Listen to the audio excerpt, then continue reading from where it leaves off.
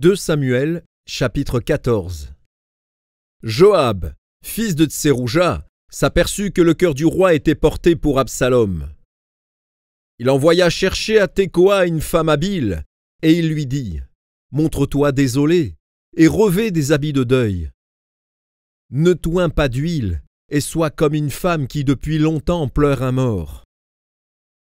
Tu iras ainsi vers le roi, et tu lui parleras de cette manière. » Et Joab lui mit dans la bouche ce qu'elle devait dire. La femme de Tekoa alla parler au roi. Elle tomba la face contre terre et se prosterna, et elle dit « Ô roi, sauve-moi !» Le roi lui dit « Qu'as-tu » Elle répondit « Oui, je suis veuve, mon mari est mort. Ta servante avait 2 fils. Ils se sont tous 2 querellés dans les champs, et il n'y avait personne pour les séparer. L'un a frappé l'autre et l'a tué. Et voici toute la famille s'est levée contre ta servante, en disant « Livre le meurtrier de son frère. Nous voulons le faire mourir, pour la vie de son frère qui l'a tué. Nous voulons détruire même l'héritier. Ils éteindraient ainsi le tison qui me reste, pour ne laisser à mon mari ni nom ni survivant sur la face de la terre. » Le roi dit à la femme, « Va dans ta maison. Je donnerai des ordres à ton sujet. » La femme de Tekoa dit au roi, « C'est sur moi, ô roi mon seigneur, et sur la maison de mon père, que le châtiment va tomber. Le roi et son trône n'auront pas à en souffrir. » Le roi dit, « Si quelqu'un parle contre toi, amène-le-moi, et il ne lui arrivera plus de te toucher. » Elle dit, « Que le roi se souvienne de l'Éternel, ton Dieu, afin que le vengeur du sang n'augmente pas la ruine, et qu'on ne détruise pas mon fils. » Et il dit, « L'Éternel est vivant, il ne tombera pas à terre un cheveu de ton fils. » La femme dit, « Permets que ta servante dise un mot à mon seigneur le roi. » Et il dit, « Parle. » La femme dit, « Pourquoi penses-tu de la sorte à l'égard du peuple de Dieu, puisqu'il résulte des paroles mêmes du roi que le roi est comme coupable en ne rappelant pas celui qui l'a proscrit? Il nous faut certainement mourir, et nous serons comme des eaux répandues à terre et qui ne se rassemblent plus. Dieu n'ôte pas la vie, mais il désire que le fugitif ne reste pas banni de sa présence. Maintenant, si je suis venu dire ces choses au roi mon seigneur, c'est que le peuple m'a effrayé. Et ta servante a dit, « Je veux parler au roi. Peut-être le roi fera-t-il ce que dira sa servante. » Oui, le roi écoutera sa servante pour la délivrer de la main de ceux qui cherchent à nous exterminer, moi et mon fils, de l'héritage de Dieu. Ta servante a dit, « Que la parole de mon seigneur le roi me donne le repos. Car mon seigneur le roi est comme un ange de Dieu, prêt à entendre le bien et le mal.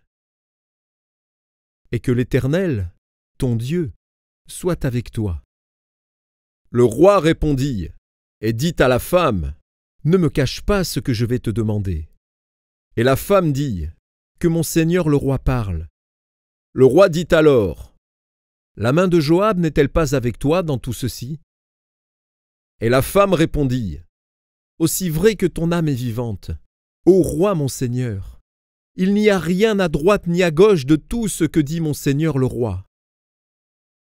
C'est, en effet, ton serviteur Joab qui m'a donné des ordres, et qui a mis dans la bouche de ta servante toutes ces paroles. C'est pour donner à la chose une autre tournure que ton serviteur Joab a fait cela. Mais mon Seigneur est aussi sage qu'un ange de Dieu pour connaître tout ce qui se passe sur la terre. » Le roi dit à Joab, « Voici, je veux bien faire cela. Va donc, ramène le jeune homme Absalom. » Joab tomba la face contre terre et se prosterna, et il bénit le roi. Puis il dit, « Ton serviteur connaît aujourd'hui que j'ai trouvé grâce à tes yeux.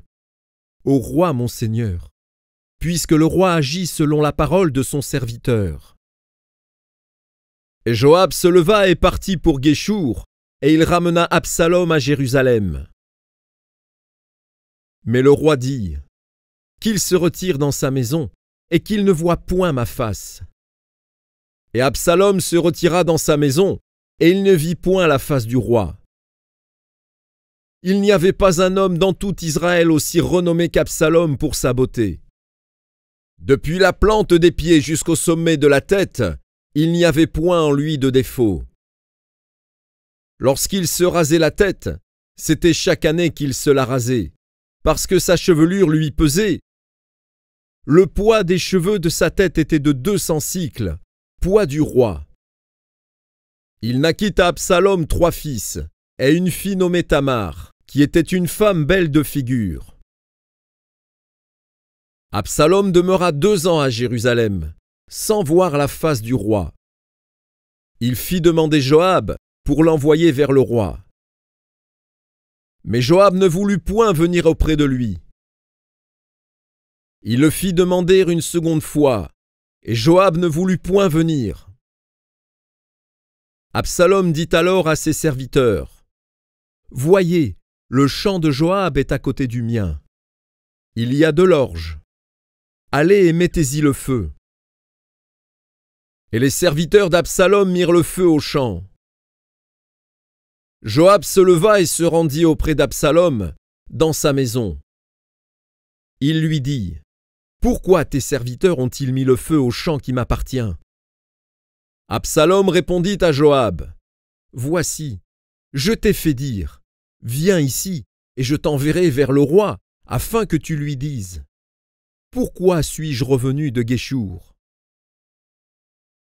Il vaudrait mieux pour moi que j'y fusse encore.